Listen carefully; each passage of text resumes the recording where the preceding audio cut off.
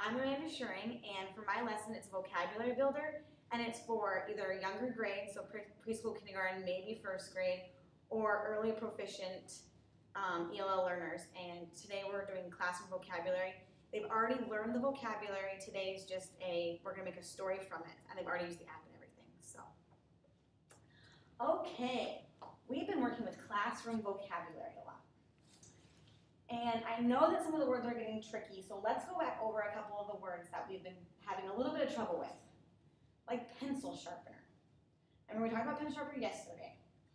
What does a pencil sharpener do? Mariah? Makes our pencils pointy so that we can write with them. Yeah. And where in the classroom do you usually find a pencil sharpener? Where would you find your pencil sharpener? On the chalkboard. Is it on the chalkboard? No. Where do you usually find a pencil sharpener? By the teacher's desk, by the garbage. Yeah. In our classroom, where's that in our classroom? Where's that here? Right there. Oh. Yep, right in the back of the room. Yeah. By the door. By the doors. Good. Now remember, today what we're going to do is we're going to use My Little Story Maker just like we used when we did family vocabulary. Remember, I had you take the iPads home and you took pictures of all your family members and you wrote what mom meant and what dad meant and brothers and sisters. Some of you even got aunts and uncles and your pets involved in that. Today we're going to do the same thing, but you're going to do it all in class. Okay? So you're going to do it all in here. And what you're going to do is you're going to work together, but you all have your own iPads. Why would you all have your own iPads? Why would I want you to all have your own? So we can write our own story. Yeah, I want you to write your own story, but I want you to work together on it. So in case you have any questions, you can help answer each other's questions. It's good to work with a team. Okay? Before you start, though, remember with My Little Story Maker, you got to take your pictures first, and then you can sit down and write your story. So before we go anywhere, I want you to take, a couple minutes, we'll see how long it goes, and I want you to work together and write a list of all the words in the classroom that you're going to talk about. Remember to talk about the projector up there, the light switches, door, everything that you remember in the classroom, okay? You can go ahead and work. Work together, I should hear voices. Okay. Desk.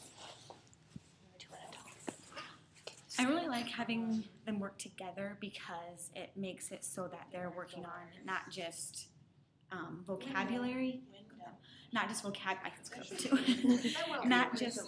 not just vocabulary on their own, but also the speech between them. That's good for also younger grades, so the kindergarten, first grade level, getting them to socially interact with each other. So that's why I'm having them do that. And then, like I said, they're taking the pictures first, so they're going to go around together to do all that. So we want to work team build here. So you can go. Do you have any questions so far? Backpack. You're coming up with lots of good classroom vocabulary. I can hear it going on. Notebook. Yeah, notebook. The pencils. iPad.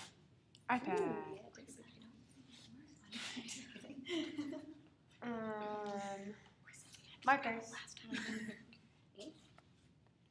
can't see like the screen.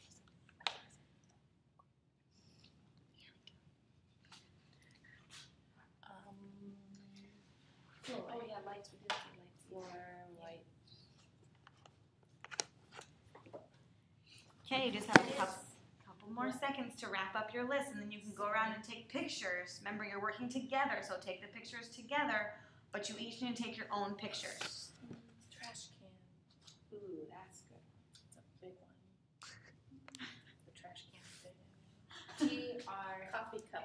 Remember, we talked about the word peers, so don't forget about peers and what that means.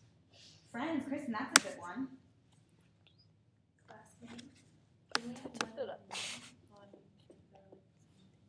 You can have one of those same thing. Yeah.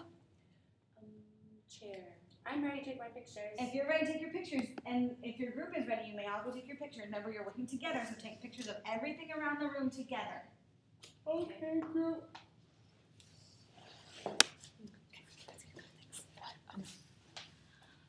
This is where I would walk around, and with 3 of them, there's only going to be one group. But if you might have more than one group, I would have a note open on my own iPad, and I would walk around and see who was participating, who was doing the work. If the whole group was doing work, this would be an informal type of assessment so that students, you could know. The formal assessment will be their each individual books that you'll assess later when they turn in their iPads. Assuming you have your own iPad cart, which is what I'm assuming. They all have their own iPads, they're taking their pictures together. And then I would just informally assess them now, formally assess them later. The informal assessment now is more of group work and how they're interacting with each other, how they're using their words to interact. And then later the formal assessment will be the classroom vocabulary. Okay, so you just fell around, yeah. Do you have a question, Alex? No, we have to work together. Make sure you're working together. It's really important to work together. Friends. Friends. I said coffee cup. Computer. You're all working really hard today. I like that. This is the teacher's desk. Alex, that was good. We talked about that one first, didn't we? Yes, we did. I like that one. Projector screen, it just looks like a light thing. I couldn't sharpeners back there. Just Zoom because I'm lazy. I think we got them all. Lights. Yep. Got them all? Okay, Yep. find your seats again, please. Where's the-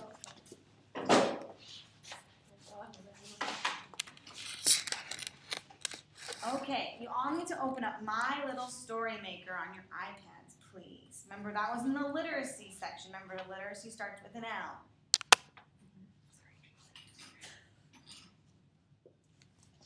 Got it. Okay.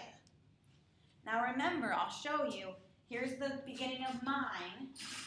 And it says classroom vocabulary. And I just took a picture of the whole classroom so that I could get that. It's actually my classroom that I was teaching in. Yeah.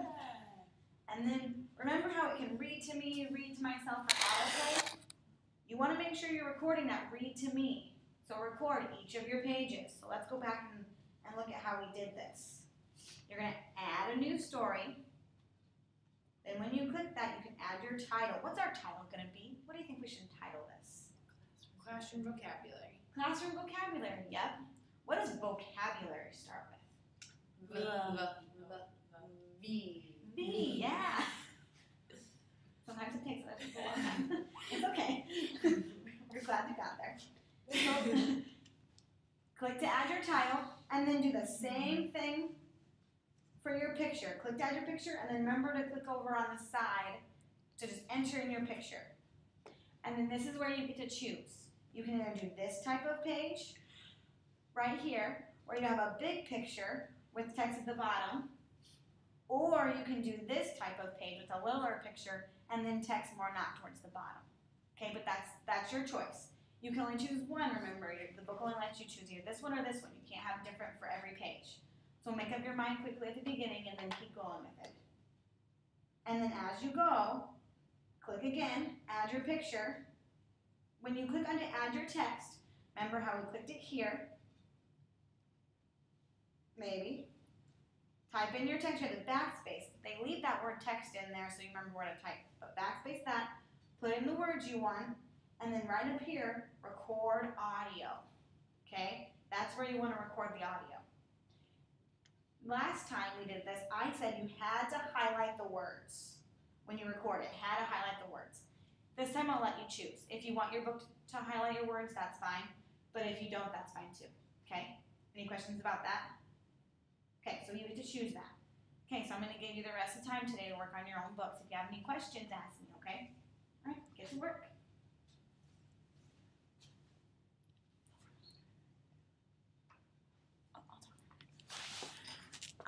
What I like about this app a lot is that it doesn't almost fall off the chair. This time I didn't though. What I like is that it allows them to record the audio because then they can hear themselves creating their own book and then it'll be saved on their iPads so they can go back and listen to it and read it later. I also like this because once in a while you can let the kids take home the iPads, check them out as long as the school districts allow it, and then they can show their parents the books and they can record, they can show how they have it read to the parents in their voice. So that's why I like having that done. I'll just turn that.